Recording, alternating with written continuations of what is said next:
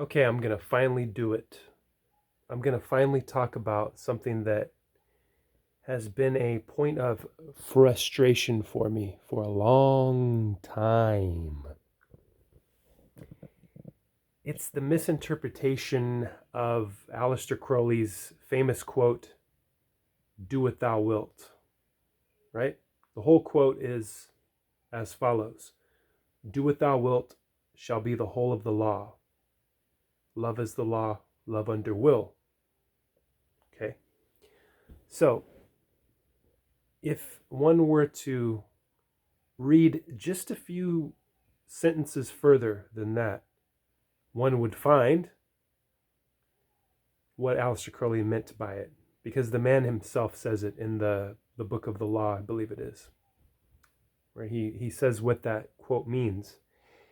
And he says that it doesn't mean that you can do whatever you want to do. It means that you are on earth to do a specific thing. You've come to earth to do a specific thing, and that's to listen to the will. And the will is the voice of God, and the Bible calls it the still small voice, right? And you know that it's the voice of your own conscience, I think. It's not like the voice of the ego or all of the bad chaotic thoughts that come, or it's the voice that it's like following the instinct. You know when you're doing the right thing for your life.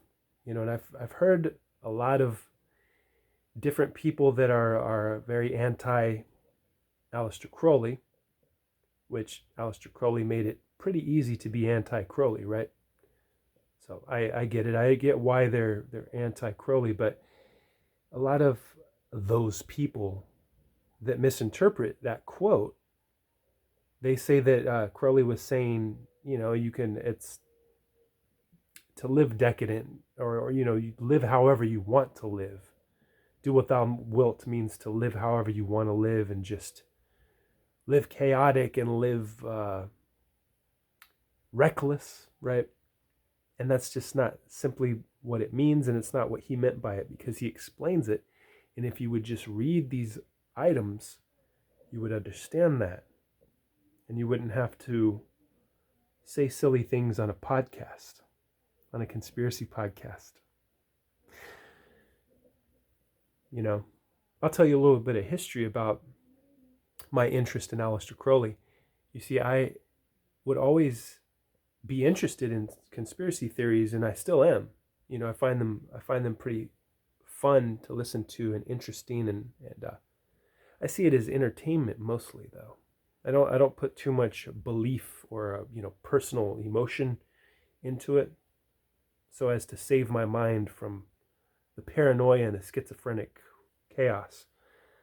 But I got into Crowley because of the conspiracy theorists, because they would always mention his name. His name would always come up, and I found that fascinating, that this one guy was connected to so many different things that have happened throughout time, and that are happening, and that are prophesied to happen. So I looked into it, and I read. I did what everybody should do. I read a little bit of what the man himself writes about things, what he has to say about things. And if you're willing to spend the time to do this, you'll have a healthier mind, I believe, and you don't have to give in to the fear of such a diabolical quote, right? I find that quote to be liberating. As a matter of fact, that quote, "Do what thou wilt," was this seed.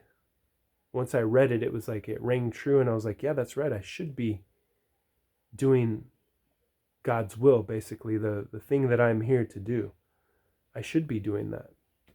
Why am I wasting my time working over here at this retail place, or driving a forklift or whatever?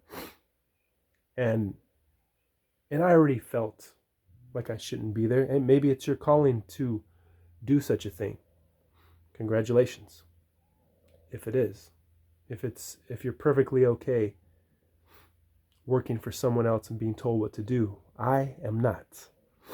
That's not doesn't jive with my personality and with the will, what I believe to be my purpose on earth. So when I heard that quote, it was like I found a piece of information that already went along with how I thought, and it helped me to think that way more clearly. So read the quotes when somebody's demonized, when somebody is blacklisted or banned or put down. How about you take your own individual look into it to see what it is that you can glean from that information. Try it out.